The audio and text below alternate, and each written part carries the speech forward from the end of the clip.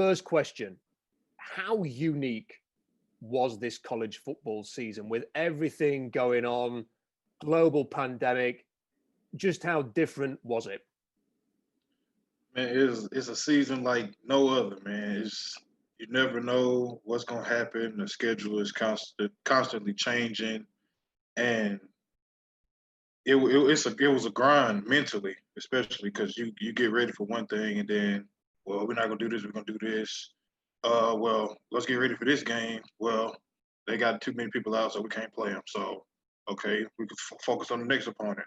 So we just chilling. We the next week we start practice for the next team. Oh well, now it's on us. We got too many people out for COVID, so it's been a crazy year. I'm glad that we finished not finished how we wanted to, but we pushed through. So it was very unique though, very unique. Does it create challenges on an individual level as well? I mean, I'm just sort of listening to what the NFL teams have been saying recently, and they might have to call their players first thing in the morning and say, "We're not practicing today. We're going to do this digitally or whatever." I don't know how it might impact you. If I don't know if certain times, if a few guys get a certain test, whether you can even work out in the way that you would want to ideally. I mean, on a personal level, is it a lot of change, a lot of having to adjust at the last minute?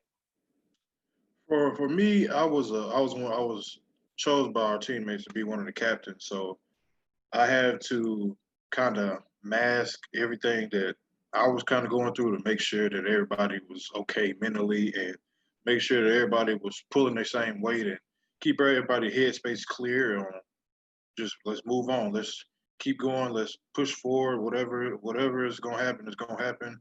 But let's make sure that we're doing what we're supposed to do. So that was my main thing, just trying to keep everybody level headed and just keep pushing forward.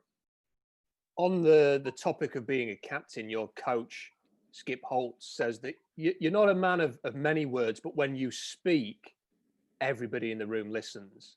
So it sounds like you were able to lead effectively in your own way. Is that fair to say?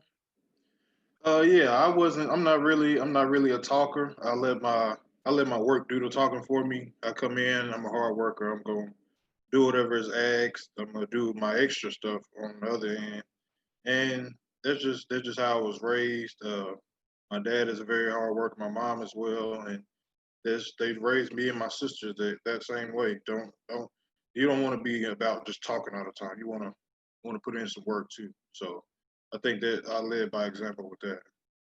I read an article about you in the Monroe News Star saying that you'd been getting the guys after practice, doing some extra drills, watching some tape, some extra conditioning when you can.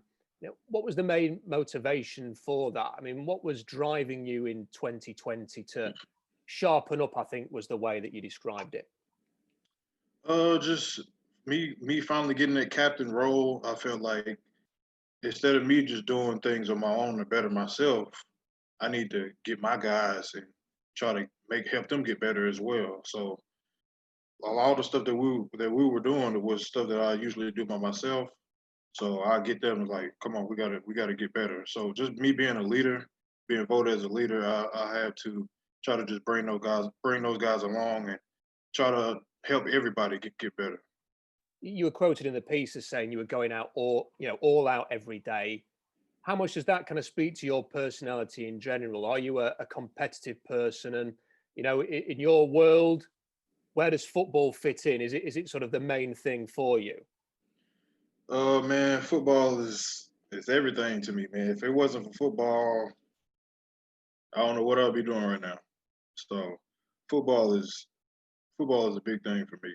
So like I said, I'm a hard worker. I'm gonna do whatever is asked of me, whatever I need to do to help myself or anybody else around me get better. I'm gonna try to find the best solution for that. Now, you certainly made the most of the fact that you were able to play as a team. I think you as a team, you got 10 games in total in the end, including the bowl game right there. But numerous sacks, numerous tackles for a loss this year. What do you think you showed NFL scouts with the success that you had on the field? I think I showed them my versatility. Uh, I can play inside anywhere from a head up on the guard to outside on the tackle. I think I showed a lot of my versatility. I know I left a couple plays out there, man. Just I still think about them now, but I think I show what I'm growing to be and what I can grow to be. Like uh, just one of those. Just think of somebody like in the league like J.J. Watt or Aaron Donald. They can go inside, outside. It don't matter. So I try to pattern my game after those guys, and that's what I try to do this year. The league loves those versatile players, those inside out. I wanted to share the screen here. I don't know if you can see this, Milton, Uh-huh. but this is kind of a great example of what you're about, and it shows your versatility. It's that quickness. I mean, you're a big dude. You're nearly 290. I'm 290 right now. So coming off the edge, you can dip inside, you can stunt. This is a play with you working inside. I mean, you're really showing a lot of different skills here. I mean, the hand use is important, isn't it? The quickness to finish. Tell us a bit about what we're seeing here from you on this tape.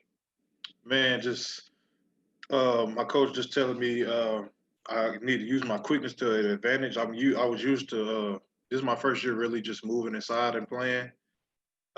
So it was new at first. Like this is our first game. It was new at first, but I kind of got comfortable with it. Just trying to use my speed and use my strength and my leverage to do whatever was needed of me to be disruptive as possible and bring the guys along with me as well. There is a play that comes up a little bit later on where I think you have to take on a couple of blocks. How often did you find you were being double teamed, and what kind of a challenge does that bring? Because when you're the biggest, the most athletic guy on a defensive line, I'm guessing you're going to get a lot of attention. I want to come back to that. That tip there, you don't really get a statistic for that, do you? It's not going to go down as a Milton Williams, but you've actually tipped the ball. The teammate gets it, and that's as big as a sack, really, anyway, isn't it? It's a huge turnover there that you've created. Yeah, and it also helps. Like there was a young guy right there. That was our first game, so it also helped him build his confidence going into the next couple of games. And on the double teams, I mean, how often did you find that? How often did you find that teams were, I get it. It must be a real challenge because you must know it's coming every single week. Man, just first snap, I'll come out there. They all right. 97's right here. 97. He's over here. They pointed me out, and it was tough sometimes, especially in the run game, because like I said, this is my first year really playing inside, so I kind of had to work on that a little bit and just get used to fighting double teams and pass blocking is the same thing. Okay, well, 97's he's inside, so this is what we're gonna do. Blah blah blah. You can kind of hear him talking a little bit. It was crazy, man. It was kind of difficult, but I can't try to think about it too much. I just gotta try to put my impact on every game that I play in. Now, I was listening to a podcast the other day with a guy who's called Tony Pullen. He's probably the best draft insider in the business, really. And he said the expectation is that you're going to test very, very well. Do you have any expectations for the way that you're going to run, jump, things like the vertical short shuttle are probably just as important as a 40, really, aren't they, for the position that you play? Do you have any expectations for how well you might be able to show when it comes around to testing? For me, I think I'm gonna shock a lot of people. They're not really. Well, I guess they are expecting me to test well, but they have no clue. I'm gonna put in a lot of work, and for my size, I feel like I'm gonna have one of the fastest 40 times. I'm gonna try to work on my L drill and all those other things, but I think I'm gonna impress a lot of people when that time comes. When do you start planning? I mean, put us in the shoes of an NFL draft prospect. When does it all begin, the preparation for the draft? Have you kind of got a plan for when you're going to sort of really get into the workouts? Maybe you're already doing that. I mean, what is your plan leading up to events like the Combine, which are still a few weeks away? Well, right now I just what is it? Tuesday. I just got to EXOS. Reported to EXOS in Frisco, Texas, yesterday, and I'm gonna train here with Brent Calloway, pretty good dude, and we're gonna put the work in, man. And like I said, I want to try to shock a lot of people and move that draft stock up as high as I can. Because the league loves big, athletic, versatile guys, like we've talked about. And if you're going to EXOS, they don't generally take bad athletes, do they? So you're going to be surrounded by some guy. Are you looking forward to Yeah. that as well? You're going to get to compete and practice and test and work out with some other of the top athletes who are going to be involved in this draft process. Yeah, at EXOS, they bring in a lot of the top guys, a lot of the first round pick guys that they think are going in the first round. There's a lot of projections or whatever. So they bring those guys in, and I'm looking at them. I'm like, okay, well, he doing this. Let me go over here and with him and see if I can outdo him or outwork him or see where he at. Just try to. I love competing with those guys, man, and I think we're gonna bring the best out of each other. I also just wondered, because you had a year of eligibility, what is the process like when you're making a decision whether to head to the NFL, whether to go back into college? How much advice does a player actually get to help make a decision, and what was kind of going through your mind when you decide, yeah, this is the best move for me? I just think it was time, man. I was at Tech for 4 years. I redshirted my freshman year, but if I would have got a chance to play my freshman year, I would have been leaving anyway. So I felt like it was the perfect time for me spending 4 years there and improving as much as I did. That's all the credit in the world to my coaching staff throughout my time there. And like I said, I just felt like it was the right time for me. And I think my coaches think the same thing as well. Now, you may have noticed that the hat doesn't just cover up some receding hair. It also, it's got a Seahawks logo on it. I write a lot about the Seahawks. So I have to ask you, seeing as you're here, would you fancy a bit of that, given the chance? How would you feel about possibly playing in Seattle one day? Man, let me tell you, you can call and ask any of my friends, man. I'm a Seahawks fan. Since I Really? was You're a Seahawks fan, legit. since I was little, Madden '07, Sean Alexander was on the cover. Yeah, I was young, but so I was just playing that, and I just like, you know what, this is gonna be my favorite team. And ever since then, I've been a Seahawks fan.